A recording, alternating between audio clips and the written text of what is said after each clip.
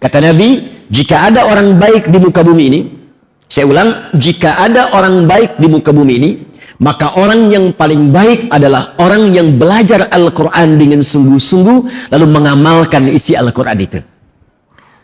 Rahasianya di hadis ini, kata Nabi, orang kalau belajar Al-Quran pasti baik, Pak. Bu, nggak ada orang belajar Al-Quran nggak baik.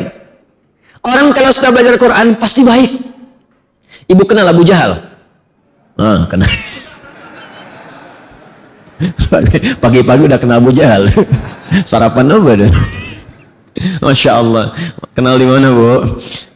Abu Jahal, mohon izin, hidup di zaman jahiliyah. Abu Lahab zaman jahiliyah. Jadi gini, di bahasa Arab itu ada jahlun, ada jahil, ada jahiliyah, itu beda. Jahlun itu bodoh. Bodohnya bisa ada dua. Bodoh karena tidak ada pengetahuan, kurang ilmu. Atau yang kedua, bodoh tidak kenal kebaikan dan kebenaran. Memang nggak ada yang baik. Orangnya disebut jahil. Orang Arab kalau menyebut jahil itu kemungkinan dua. Satu, karena nggak ada ilmu. Ya, yang kedua, karena memang nggak baik. Nggak kenal baik, nggak kenal benar. Jadi yang dilakukan salah semua. Kemudian kalau kita ingin ikutkan dengan sifat, semua sifat keburukan ada di situ. Orangnya muncul, kelakuannya muncul. Maka tambahkan tak di ujungnya, ikutkan dengan ya nisbah. Jahiliyah. Kenapa disebut jahiliyah? Karena semua sifat keburukan ngumpul di situ. Ibu kalau pengen mencari pemabuk paling profesional, jahiliyah ada. Di situ pemula, pemabuk amatiran, itu sekali mabuk 5 kali dalam sehari. Itu yang paling amatir. Jadi kalau ada orang mabuk sekarang, telat. Sudah keduluan 15 abad lalu.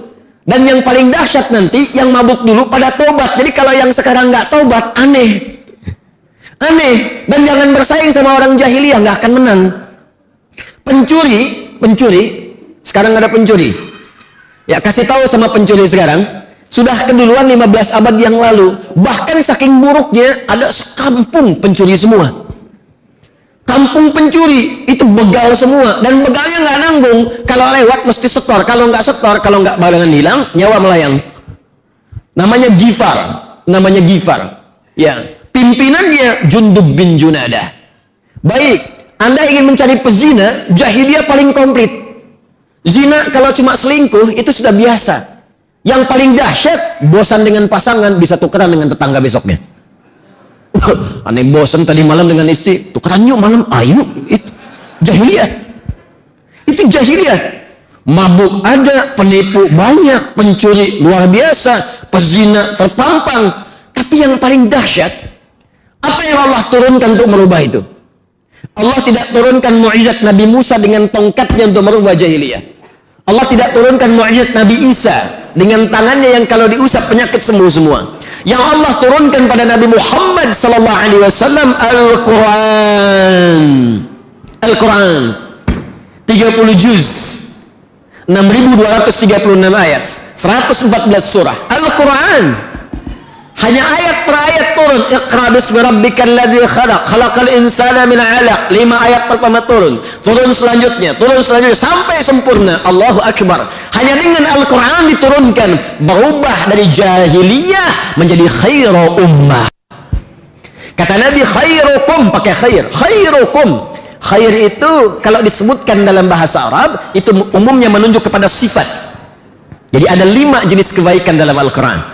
Ada kebaikan fisik, ya, fisiknya baik, sehat, tidak ada penyakit. Orang Arab menyebutnya dengan thayyib. Quran surah kedua Al-Baqarah ayat 168. Ya, paling kanan sebelah bawah di mushaf. Ya ayyuhan nasu kulu mimma fil ardi halalan thayyiban. Hei semua manusia, silahkan bekerja, cari makan supaya kalian bisa konsumsi kehidupan, bertahan dalam hidup. Makan silahkan. Tapi kalau sudah dapatkan itu, cari dengan yang halal. Jangan melanggar ketentuan hukum. Cari yang halal. Kalau sudah dapat yang halal, berikan dari situ. Cari, beli yang baik-baik untuk kesehatan yang dibutuhkan. Jadi nggak semua yang diinginkan mesti dibeli. Cari yang bermanfaat. Saya haus. Apa yang kira-kira menghilangkan haus? Minum. Di sepanjang ada minuman yang halal, minum. Tidak semua yang diinginkan mesti dibeli. Ini air bening sudah ada. Minta jus alpukat misalnya. Jus alpukat ada, minta buah naga. Makanya yang dari Hongkong lagi gitu kan. Nyarinya susah. Ada makanan sudah ada, pengen yang jauh-jauh. Nasi goreng tek depan rumah. Ah bosan yang ini, pengen Bon Sirih. Bon Sirih malam-malam dari Bekasi. Masya Allah, macet. Nyampe jam 12 sampai sana, tutup. Dapat enggak? Gitu. Jadi apa yang kita inginkan tidak harus semua didapatkan kalau tidak dibutuhkan. Di dalam Al-Quran itu prinsipnya kebutuhan. Kalau semua orang begitu sehat Pak, Bu. Coba lihat di rumah Anda, berapa banyak pakaian? Butuh enggak? Kadang-kadang model baru, beli. Fashion baru, beli. Tapi butuh enggak? Mobil baru, beli. Motor baru, beli. Ke masjid enggak? Jadi kalau sudah semua kumpul, motornya, ada mobilnya, bahkan yang paling baru muncul, belum bisa membawa Anda ke masjid, Anda butuh sarana apa lagi untuk bisa melangkah ke masjid? Kebutuhan. Nah itu fisik. Makanya banyak orang fisiknya sehat tapi belum tentu pikirannya bagus. Fisik bagus, kuat, sehat, tapi pikiran belum tentu baik. Kan banyak sekarang orang-orang yang bagus, pakaiannya bagus, berdasi, tapi pencuri juga. Pikirannya nggak bagus. Maka ketika kita ingin menunjuk kepada sifat, ganti kata thayyib dengan khair namanya. Khair. Anda bertanya pada orang Arab, kaifa halak? Apa kabar? Alhamdulillah ada bi khair. Saya sehat. Baik, bukan sekedar fisiknya, tapi pikirannya pun baik. Orang jahiliyah ketika diturunkan Al-Quran, maka merubah mereka dari jahiliyah menjadi khair, kata Al-Quran. Khairu ummah. Turun Quran surah ketiga Ali Imran ayat 110. Paling kiri sebelah atas di mushaf. Perhatikan kalimatnya. Kuntum khairu ummatin ukhrijat linnas. Kuntum khairu ummah. Kalian itu umat yang paling baik, kata Allah, yang pernah dilahirkan di kalangan manusia. Jadi Allah memuji kalau ada manusia lahir sampai sekarang, kalian yang paling baik. Jadi kalau ada yang jujur Pak, jujur itu sifat, maka orang-orang itu yang paling jujur. Kalau ada yang rendah hati, tawadhu, orang-orang itu paling tawadhu. Anda bayangkan, dari paling sombong berubah jadi orang paling tawadhu. Dari pembohong yang paling ulung berubah kemudian menjadi orang yang paling jujur di muka bumi. Dari orang yang paling anarkis berubah menjadi orang yang paling sabar. Turun ayat memujinya. Jundub bin Junadah, ya, panglima begal tadi, begitu masuk Islam diajarkan Quran cuma beberapa ayat oleh Nabi, jadi pendakwah. Jadi pendakwah. Kata Jundub, ya Rasulullah, aku sekarang ingin ikrarkan keislamanku di depan Ka'bah. Kata Nabi, jangan dulu ya Jundub. Ya, umat muslimnya masih sedikit. Banyak diintimidasi. Jangan-jangan ada juga yang dieksekusi. Apa jawab Jundub? Ya Rasulullah, saya ini membegal terang-terangan, masa syahadat sembunyi-sembunyi? Saya membegal terang-terangan, masa syahadat sembunyi-sembunyi? Begitu bersyahadat, pulang kemudian ke Ghifar, apa yang dilakukan? Berdakwah dengan ayat-ayat Quran yang baru didapatkan sepersekian ayat itu. Apa yang terjadi? Sekampung semua masuk Islam. Sekampung semua masuk Islam. Satu Ghifar masuk Islam.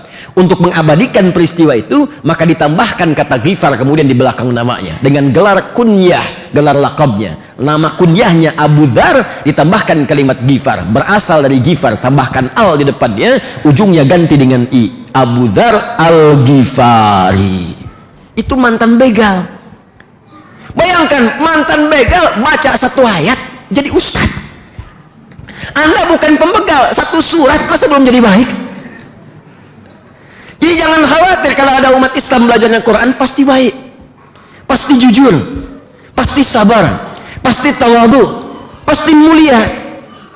Jadi kalau ada orang belajar Al-Quran kemudian jadi kasar, lisannya kasar, pandangannya kasar, tangannya kasar, kakinya kasar, pasti ada yang kurang tepat dalam pembelajarannya. Karena itu, apa yang akan kita bahas adalah ayat-ayat tentang cahaya. Yang dengan ayat-ayat itu, insya Allah lisan kita ketika berbicara dibimbing oleh cahaya Allah subhanahu wa ta'ala.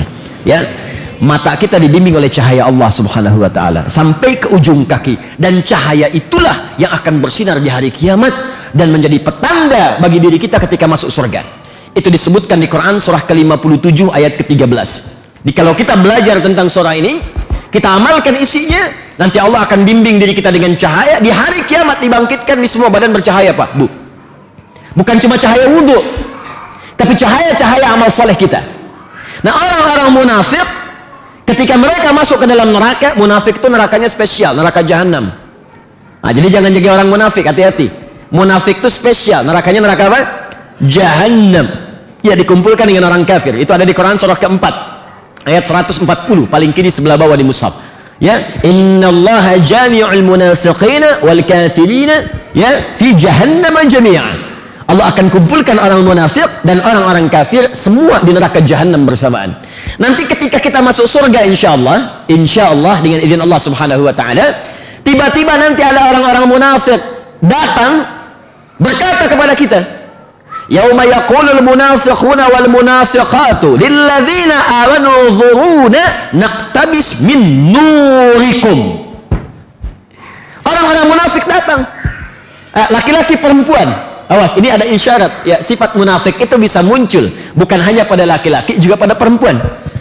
Ketika mereka datang pada orang-orang beriman, mereka berkata, minta bagian dari cahaya kalian, kami pengen ambil. Cahaya yang dimaksudkan amal saleh. Jadi mereka menyesal, Pak, Bu, banyak orang menyesal. Makanya saya katakan, mumpung masih hidup, ayo berbuat baik. Mumpung masih hidup, cukup Anda jadi muslim, pasti baik, pasti baik. Dan mumpung masih hidup, cepat beramal soleh. Karena banyak, jangankan orang-orang munafik dan orang bermaksiat, orang beriman pun ketika wafat, permohonan pertamanya kepada Allah, ya Allah, berikan kesempatan untuk hidup lagi. Fa'asaddaqa wa akum minas. Saya pengen berbuat baik, ya Allah, saya pengen berbuat baik. Tidak harus menjadi ustadz. Silahkan apapun yang Anda kerjakan selama hidup sepanjang baik. Jadi guru, silahkan. Pengusaha, silahkan. Ada tentara, ada polisi, ada pejabat, ada diplomat. Jadi pejabat yang baik, diplomat yang baik, karena Anda akan wafat. Anda wafat. Kalau Anda sudah siap, silahkan. Kata Allah, Anda beramal saleh, saya siapkan surga untuk Anda. Anda beramal salah, ini ada ancaman saya. Kalau nggak yakin, silahkan, tapi Anda akan wafat. Kullu nafsin dha'iqatul maut. Ketika orang soleh wafat, diambil oleh Allah dengan tenang, diberikan kemudian balasannya. Nanti kita akan lihat saat wafat. Ketika orang salah wafat pun diberikan balasan yang setimpal, jazaa'a wifaqa, balasan yang setimpal. Apa yang terjadi? Karena nggak pernah beramal soleh, maka orang-orang soleh tadi yang punya cahaya, sebagian yang salah ingin mengambil cahayanya. Maksudnya ingin berusaha beramal soleh seperti mereka. Naqtabis min nurikum, kami ingin ambil cahaya kalian. Apa yang dikatakan oleh malaikat? Kilarji'u, pulang sana, pergi, diusir dari surga. Faltabisu nura, ya, naqtabis min nurikum, kilarji'u, ayo pulang, pergi, cari cahaya sendiri. Ayo berbuat seperti apa yang pernah kau lakukan. Faduriba bainahum bisurin lahu bab, batinuhu fihi rahmah, wa zahiruhu min qibalihil azab.